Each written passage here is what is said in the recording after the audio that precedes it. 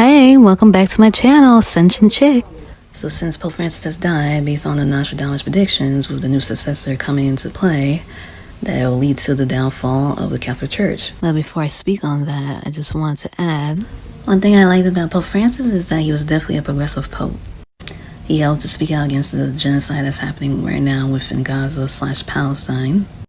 For the people who do not know who Nostradamus is, he was a French astrologer, psychic, and mystic that was able to predict a lot of future events. He helped to predict the two antichrists that we know, that is Napoleon and Adolf Hitler.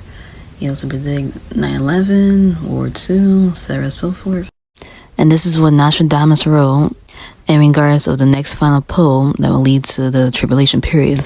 But I do not think that the tribulation period is going to happen the same way that the Bible explains it. The tribulation period, I believe, will just bring about the collapse of the way our society is structured around money and power, and the ending of the corrupt world governments that we have, and the corrupt world leaders that we have too.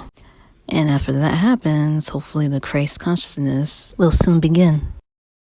So based on what Nostradamus wrote, I'm going to say that Pietro Parolin might be the actual next final pope. The reason being is because Pietro is the Italian equivalent of Peter.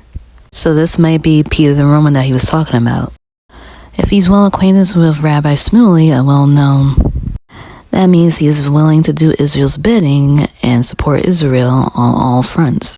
Compared to Pope Francis' stance on the genocide that's happening within Gaza, Pope Francis obviously supported the Palestinians and was against the Israeli government. So if this guy Pietro wants to support Israel, then that's going to start the tribulation period and a downfall for the Vatican. Hopefully for the downfall of it, that people become more spiritually awakened rather than having to depend on the Vatican to basically try to have their own spiritual faith. Because we already know the Vatican has deep, dark secrets that they like to hide within their own basement. And they even try to open up, or they did open up, a portal. Just focus on God and Jesus, and focus on Jesus' spiritual teachings, and you should be alright.